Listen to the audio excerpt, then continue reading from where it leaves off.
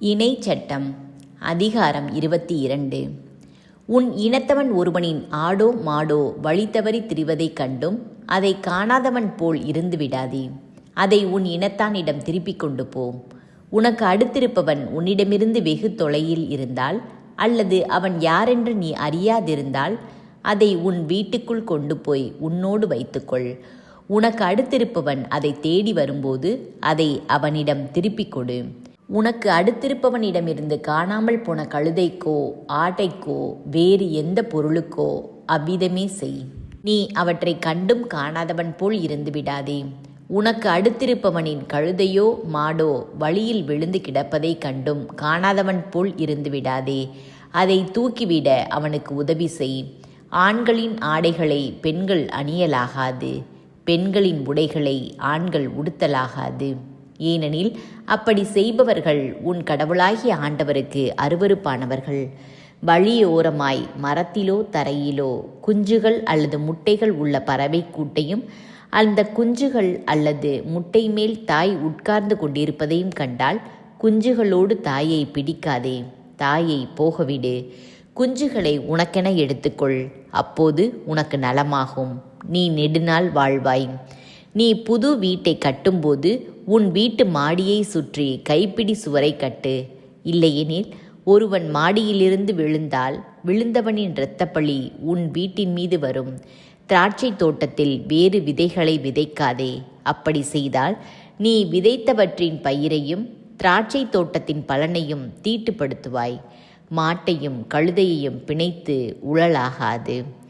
ஆட்டு மயிரும் நூலும் கலந்து நெய்யப்பட்ட ஆடையை உடுத்தாதே. உன்னை நீ மூடிக்கொள்ளும் மேற்போர்வையின் 4 மூலைகளிலும் தொங்கல்களை அமைத்துக்கொள். பாலுறவு தூய்மை பற்றிய சட்டங்கள். ஒருவன் ஒரு பெண்ணை திருமணம் செய்து அவளோடு கூடிய பின் அவளை வெறுத்து அவள் மீது அவதூறு சொல்லி அவளது பெயரை கெடுத்து, நான் இந்த பெண்ணை மணமுடித்தேன், ஆனால் அவளோடு உறவு கொண்ட போது அவள் கன்னி அல்ல என்று கண்டு கொண்டேன் என்று கூறினால், அப்பெண்ணின் தந்தையும் தாயும் அவளது கன்னிமையின் அடையாளத்தை எடுத்துக்கொண்டு அவளை நகர் வாயிலுள்ள தலைவர்களிடம் கூட்டி வருவார்கள். அப்போது அப்பெண்ணின் தந்தை தலைவர்களிடம், என் மகளை இந்த மகனுக்கு மனைவியாக கொடுத்தேன், அவனோ அவளை வெறுக்கிறான், அத்தோடு உன் மகளிடம் கன்னித்தன்மையை காணவில்லை என்று கூறி அவளை பற்றி அவதூறு சொல்லுகிறான், இதோ என் மகளின் கன்னிமைக்கான சான்று என்று சொல்லுவான்.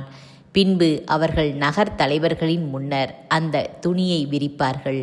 அப்போது அந்நகர் தலைவர்கள் அம்மனிதனை பிடித்து தண்டிப்பார்கள். பின்னர் அவனுக்கு 100 வெள்ளிக்காசுகள் தண்டம் விதித்து அதை பெண்ணின் தந்தையிடம் கொடுப்பார்கள்.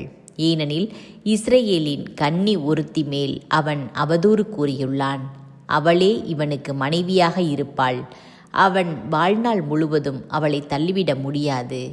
ஆனால் அப்பெண்ணிடம் கன்னிமை காணப்படவில்லை என்பது உண்மையானால் அந்த பெண்ணை அவள் தந்தையின் வீட்டு வாயிலுக்கு வெளியே கொண்டு வந்து அவளது நகரின் மனிதர் அவளை கல்லால் எறிவர்.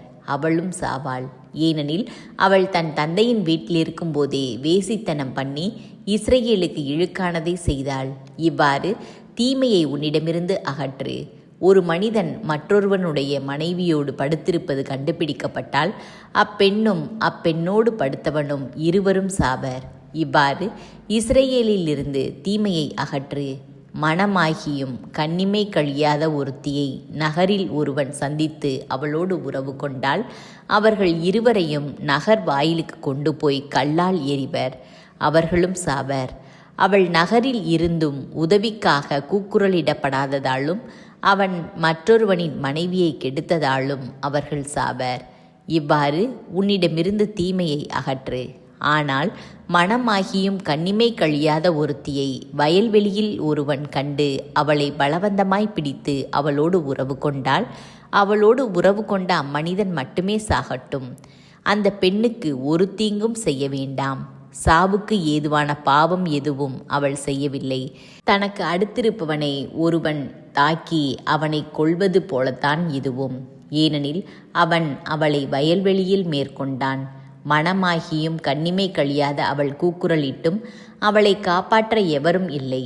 மணமாகாத ஒரு கன்னி பெண்ணை ஒருவன் கண்டு அவளை பலவந்தப்படுத்தி அவளோடு உறவு கொண்டது கண்டுபிடிக்கப்பட்டால் அப்பெண்ணின் தந்தைக்கு அவளோடு உறவு கொண்டவன் 50 வெள்ளிக்காசுகள் தர வேண்டும். அவன் அவளை கெடுத்து விட்டதால் அவளை மனைவியாக்கி கொள்ள வேண்டும். அவன் வாழ்நாள் முழுவதும் அவளை மனமுறிவு செய்ய முடியாது. எவனும் தன் தந்தையின் மனைவியோடு கூடலாகாது.